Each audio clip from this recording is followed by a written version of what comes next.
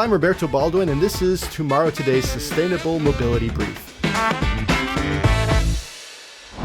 The transportation world is evolving at a rate not seen in decades. The transition from fossil fuels to sustainable energy has brought with it some truly exciting opportunities, but also some confusion. I'll sift through the noise and share quick updates on the latest news, trends, and advancements that will impact our world for years to come. Don't hold your breath for Chinese EVs. I've seen the news, I've read the Facebook posts, I've watched the TikToks, I've listened to automaker CEOs heap praise with a slight tenor of terror in their voice.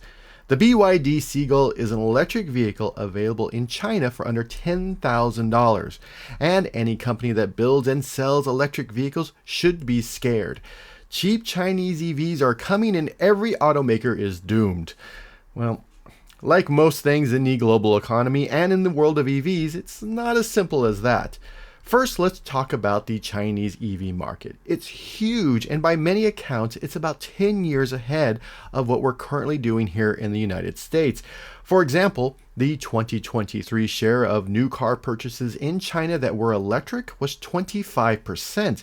During that same time period in the United States, that number was 7.6%. Much of this growth has to do with subsidies by the Chinese government to push electrification. We're seeing the same thing here in the United States with the Inflation Reduction Act. But China was quicker, and the result is a more mature automotive market that can produce and sell an EV that's under $10,000. That is, of course, for the Chinese market.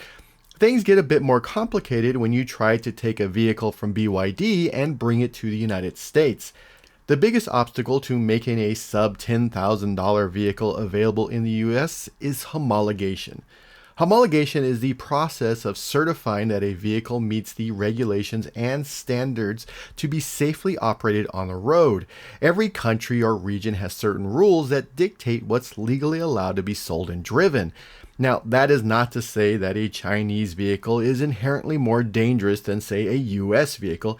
It's just that the standards are different. A good example was the cute-as-a-button Honda e-electric vehicle. It was sold in Europe and Japan, and while it didn't generate huge sales numbers, its throwback design made it highly desirable by some in the US. But no matter how much we wanted, and in some cases begged for it to be sold in the United States, it was impossible.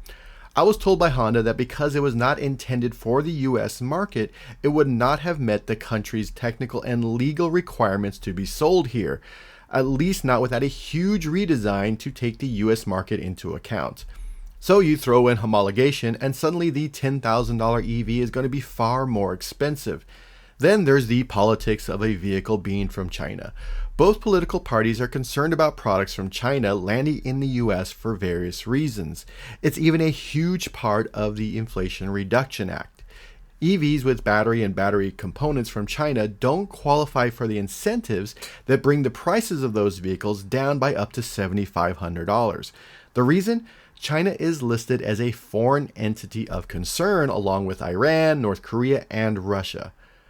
Plus, there's also the potential tariffs that might be levied on Chinese vehicles.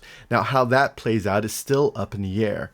But really, the biggest indicator that this isn't going to happen anytime soon is from BYD itself. While there have been concerns that the company's plan to build a manufacturing facility in Mexico is a way to sidestep many of the issues we've talked about, the company has said that it's not interested in entering the US market, at least not for now. It's happy building and selling EVs from that facility in Mexico. As for those cheap EVs, the least expensive EV in Mexico is the recently announced BYD Dolphin, starting at $21,000 for a vehicle with a range of about 190 miles. The Dolphin is actually the Seagull, the sub $10,000 EV available in China. It's been rebranded and built specifically for the Mexican market, and because of that, it's more than double the price of the Seagull sold in China. So, should we expect insanely cheap Chinese EVs under $10,000 to flood the US market anytime soon? Well, no. The Dolphin is a good indicator that building and selling electric vehicles outside of China is more expensive for companies like BYD. Yet we should not ignore China. There may be a time in the future when we could get an electric vehicle from a Chinese automaker built in the United States that's cheaper than what we're seeing from some US automakers. In fact, it's something that's happened many times before. For example, Hyundai came to the US market as a low-cost automaker. Honda, when it first came to the US market, it made small motorcycles that were cheaper and more efficient than the larger American bikes and had a huge success. Also, the initial Honda Civic, it was a more efficient and smaller vehicle than its larger American counterparts during the oil crisis, and it sold very well. So while China might be a no-go for now, at least politically, don't count them out. The world of sustainability is complex and changing at a rapid pace.